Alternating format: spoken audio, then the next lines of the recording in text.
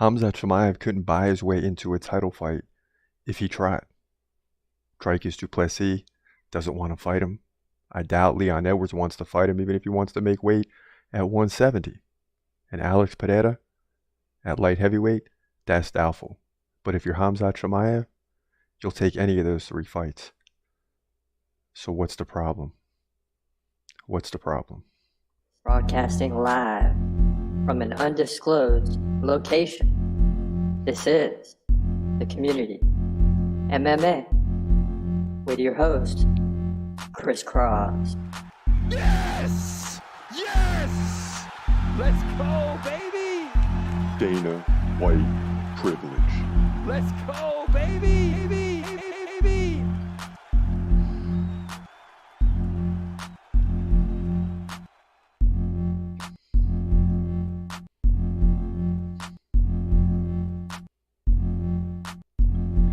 What up, what up? It's your boy Chris Cross checking in.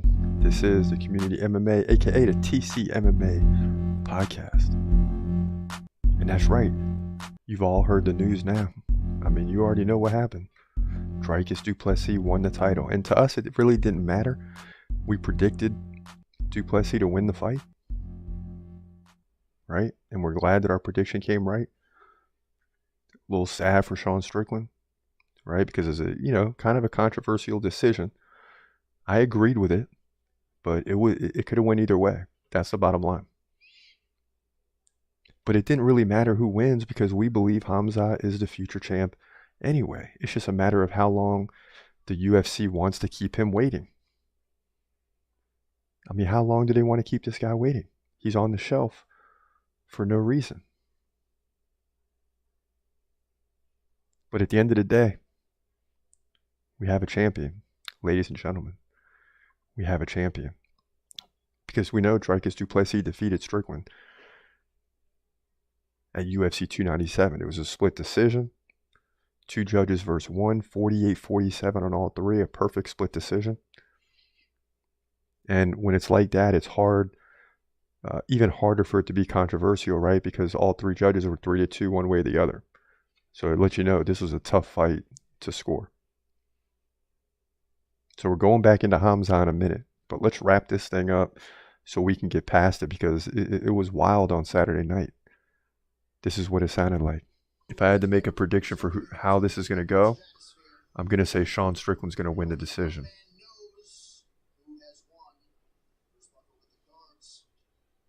It's about to get real. Oh my God.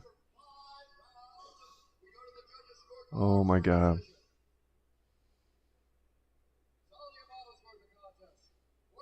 It's going to be split. 48-47 Strickland. Oh my God. 48-47 du Plessis. Oh my God. 48-47. Oh my God. Oh my God. And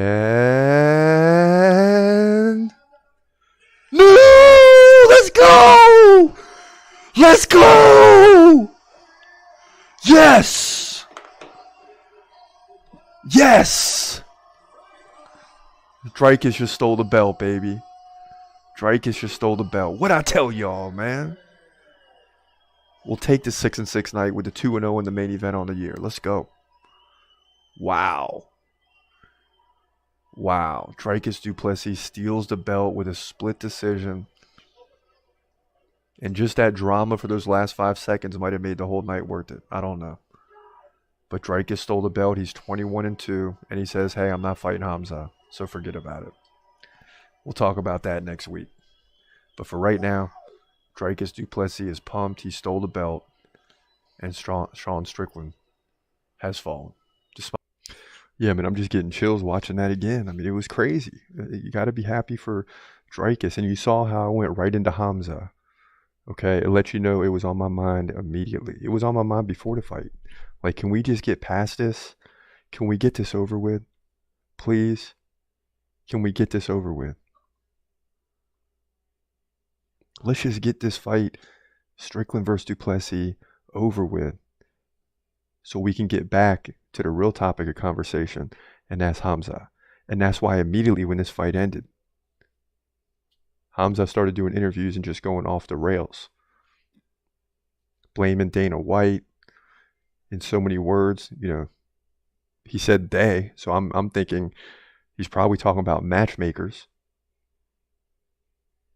And you got Du Plessis, who's going to want to fight Israel Adesanya. And Khamzat knows that. Khamzat is very aware that Du Plessis is going to want to fight Adesanya in either Africa or South Africa or whatever. And some of you are still upset with Khamzat because he didn't make weight against Nate Diaz. Like, get over it. I mean, just get over it. Okay? So he had a little blemish in your mind, but he's still the man. You understand what I'm saying? And when he fights, he's going to win the belt. That's just the bottom line. That's just the way it's going to go. I've been telling you since the beginning. Why would I change course now? He's number one on the do list for a reason. Khamzat is going to win when he fights for the title. Don't watch a prediction if you're a subscriber of the channel if you don't want to, because you already know what I'm going to say. It is what it is. But going back, here's why, and some of you are upset with the Nate Diaz thing, and I get it, but move forward, like I said, because the thing you have to understand, and most of you already know, is that a week before his last fight against Paulo Costa pulled out. So Khamzat basically doesn't have a fight. And the UFC, according to him, now, I mean, I'm not behind, none of us are backstage. We don't know what's being said and what's not said. But according to them, and actually I think we heard this from Dana White, really, so he's on record, that Khamzat and Usman, winner, will fight next for the title. But he said it as title eliminator. See, I listened to the words. Title eliminator doesn't mean you're up next for the title. It just means that the loser is no longer in the mix for the title. But that's obvious in every fight. So what does title eliminator even mean? What is it? I mean, if you lose, you're eliminated from title contention. That's obvious in any fight situation. If the 1 and 2 contender fight, the loser is eliminated from title contention for the short term. But you can say that on any situation and make it sound good by using the word title.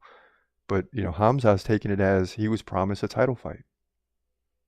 So he's not happy. And can you blame him? I say no. I say no, you can't blame him. You cannot blame Khamzat for being upset. Because Khamzat should be fighting for the title. That's the bottom line. Khamzat should be fighting for the title.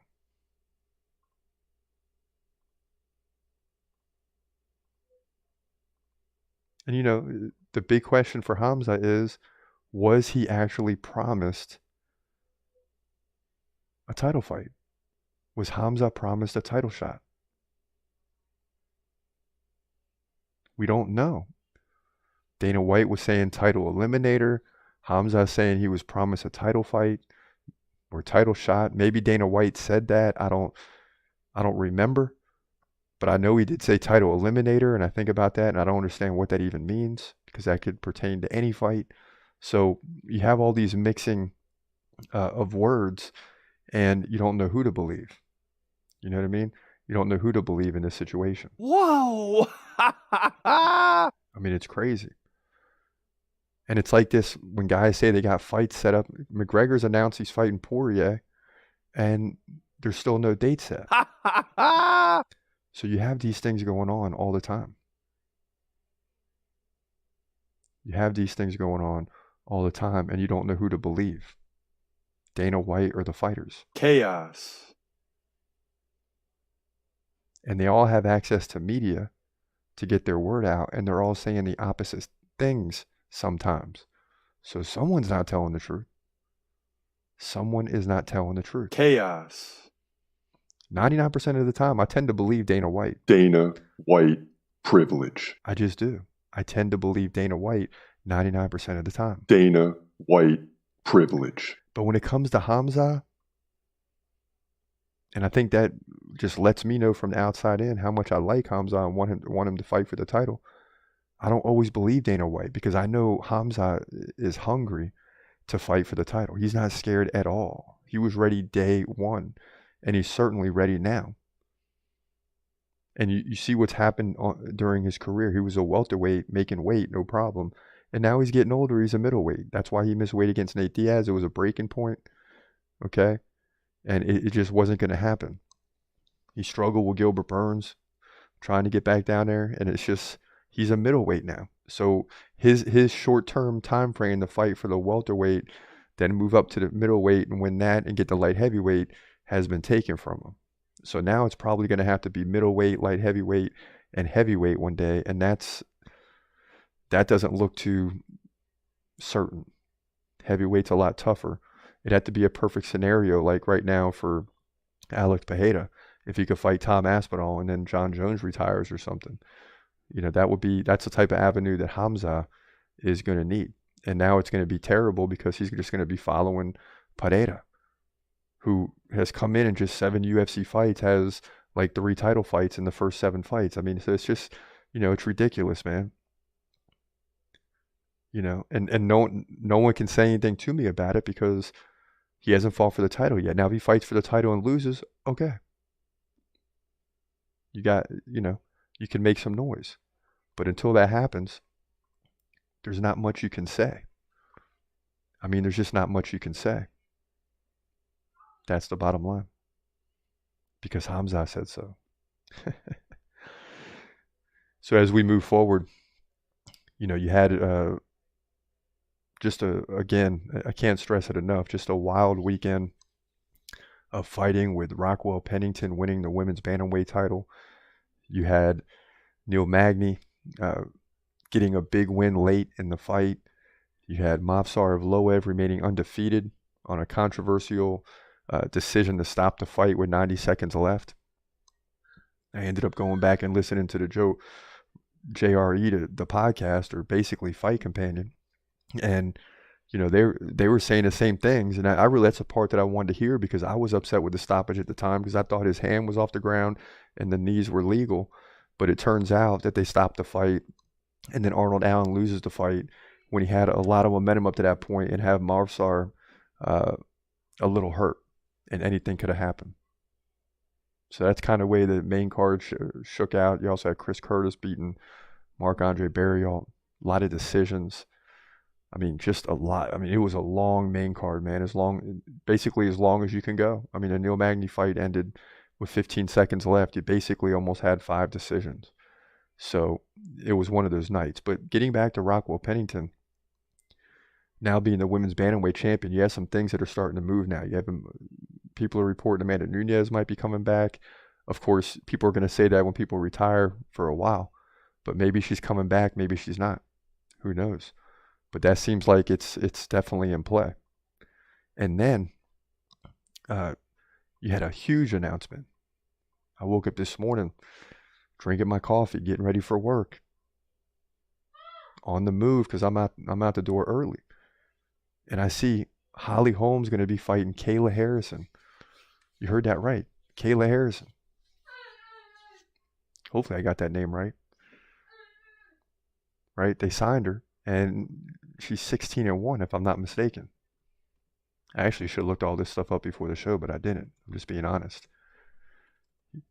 But, yeah, I got it right. So she's 16-1.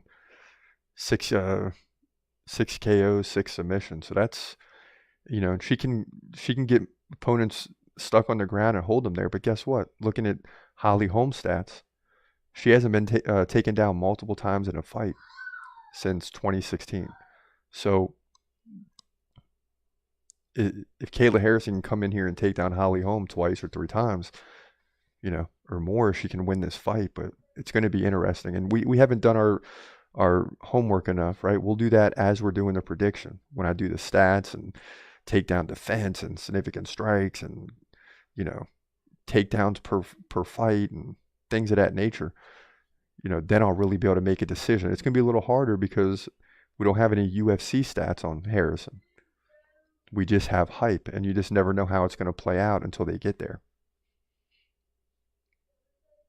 But I would lean towards Holly Holm just a little bit because of the experience. I'm going to have to really see something in Kayla Harrison. Maybe go back and watch some of the fights, but who is she fighting? You know what I'm saying?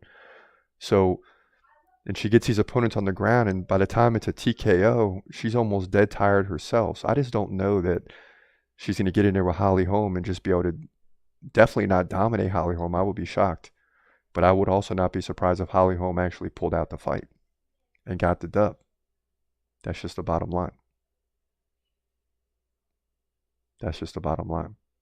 So as we get into some topics, first looking at the picks this past weekend. So we went 6-6. It was terrible. Main event though 2-0 with the Dreykus win. So we'll take that. We're 14-9 right now overall. Not pretty. Came out 8-3 last week. Started out strong. Got the main event last week. But at the end of the day, if we can keep building on the wins, the main thing is that main event. The last couple years, man, I better not even talk about it. Yeah, it's too late now. The last couple years, we've just come out like crazy in the first half of the year. I don't know what it is. In the second half of the year, we're trying to hold on, and it's probably because, I think two years ago we came out 16-2 in the main event. I mean, it was ridiculous. Last year we were probably like 13-3. We were 13-4. I remember being 13-4 for sure. And then, I start feeling good about myself a little bit and taking chances down the stretch of people who I'd like to see win instead of what I think is actually going to happen. And I know it as the fight's starting that I'm like, I want this guy to win, but I don't know. And that's when you start making mistakes. And that's why I don't put money on this stuff, because that's exactly what would happen if I put money on it, is I would start second guessing myself. You know what I mean? I would end up putting money on the team I hope is going to win instead of the one that I actually believe is going to win. It's the same with this stuff. That's why I don't do it. And my record is better because of it. And I'm not controlled by anything else outside of it. So all that stuff helps when making predictions. You better believe it. You better believe it. So we didn't update the due list, but you can expect Dreykus du Plessis to be in the top 7, 8, 9. Yeah, he's got to be. He's a middleweight champ. 7, 8, 9. He's probably going to jump above Volkanovski. So we'll save the due list. Actually, let's bring it up, see where it's at before the switch, because I haven't messed with this thing yet. So you see there, du Plessis and Strickland were 15-16. So my thinking is Bo Nickel's on the rise too. Look at him. We got to put Walker Pennington in the top 20 for right now. She defends it 2 or 3 times in top 10, but right now. But going back and looking at the top 10, where do you put Dreykus right now? Charles Oliveira is still 6, so he might be 6, because Volkanovski, to me, that loss to Islam, the way he lost and coming back so quick, it's going to be interesting against Topuria. So I'm a little unsure. If he wins that Topuria fight, then forget about it. He just has a blemish in the lightweight division, as a lot of people do. Look what happens to Max Holloway. He's going to fight Gaethje at 300, so he's going to have a problem there. It's tough going from featherweight to lightweight. Some people have done it, but it's tough. So we're probably going to fit Dreykus in there right around Oliveira. That's probably where it's going to get tricky. He's going to be behind Leon Edwards because Leon defended the belt. So it's going to be right there. And Alex Pereira is a 2-belt champ. He's got to be in there. Islam Makhachev is probably the second most dominant champion right now behind John Jones. And it's not necessarily in the division that they're in, just over the stretch of their career right now. You got to have John Jones too. And you see Khamzat Chimaev at 1 and you're like, Chris Cross, what are you doing? And the bottom line is that's my guy. And I just think he should be fighting for the title right now. And I'll say that until the day it happens. And the day that it does happen, it's going to be like the Super Bowl for me. I mean, it is like my team making a Super Bowl.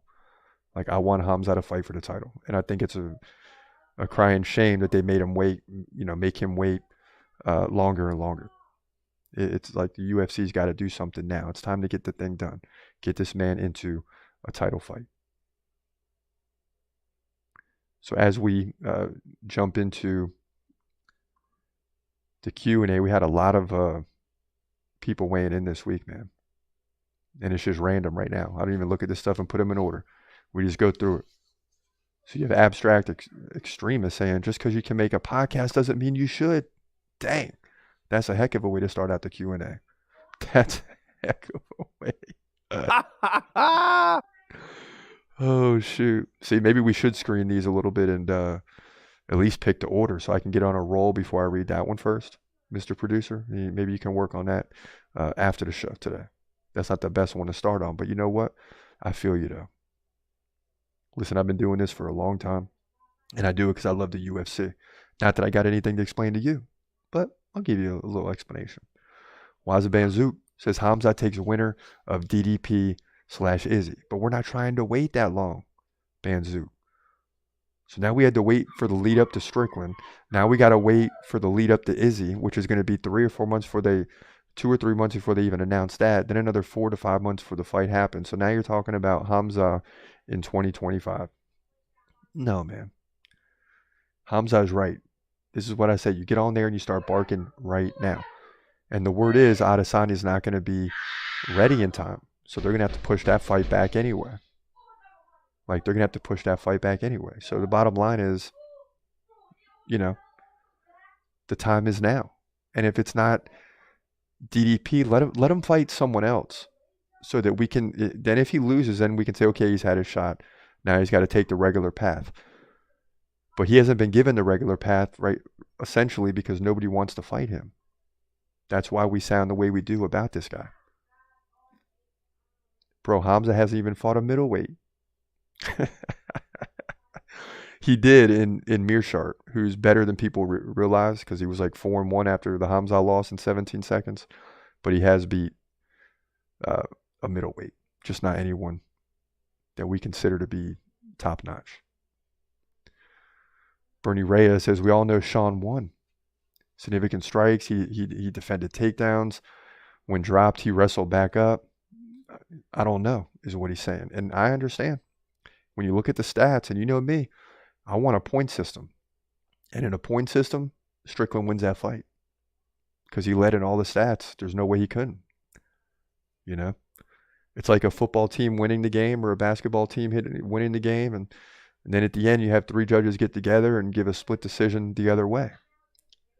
So I thought Plessis deserved a win, but I'm also conflicted on the stats. So, and that's, again, it just gets more and more confusing. So it's hard to be upset with the decision. I mean, at least it was as close as you could possibly be. 5 rounds to 4. When you look at each judge, 3 judges times 3 rounds. It was 5-4, as closest decision you can have. So it's hard to argue it. Well, I can tell who won just by looking at their darn faces. Okay. The VY was messing me up. But yeah, you can. The reaction by Dreykus was ridiculous, by the way. That reaction was crazy.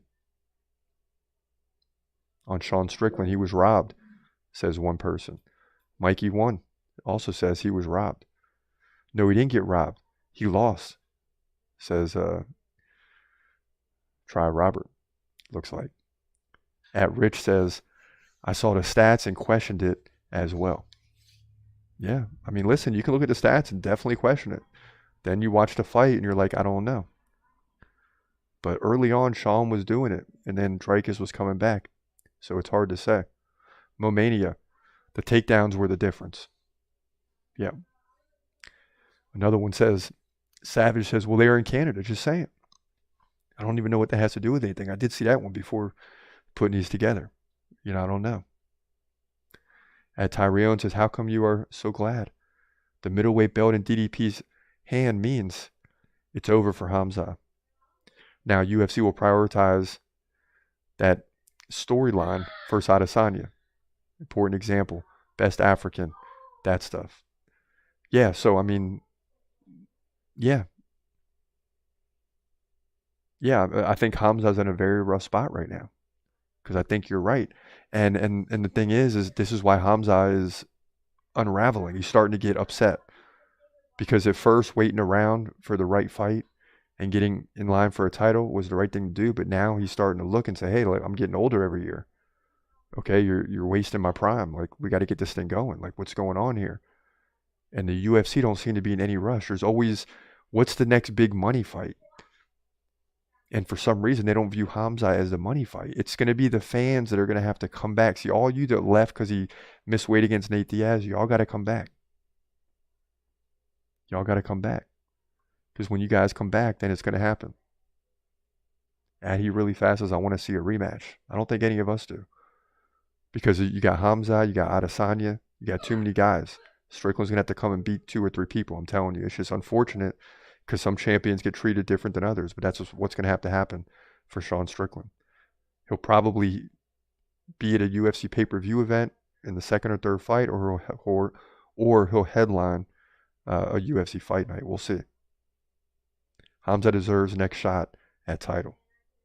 Yeah, I think a lot of us agree. A lot of us agree that Khamzat deserves a shot at the title. Make no mistake about it. I mean, let this guy eat, man. Let Khamzat eat. Let this guy fight for the title. I don't understand what's taking so long. I never will. I never will understand what's taken so long to give this guy a title shot. It makes me crazy. It's just wild to think about, man. But when he is given a title shot, watch, everything is going to go crazy. Because right now it's kind of died down on Khamzat. You got Dricus in there, you got Sean Strickland, you got all these things going on. But once Khamzat gets the title shot, everybody is going to go crazy. And they should. Because it's about darn time when it happens. And I'll leave it at that. For now, this is your boy Chris Cross. It's been a great show. Hope you enjoyed it. Until next time, hope you have a great night and God bless. As always, peace.